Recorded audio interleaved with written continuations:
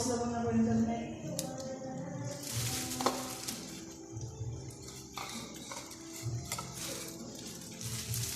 Buti na mga tag-April.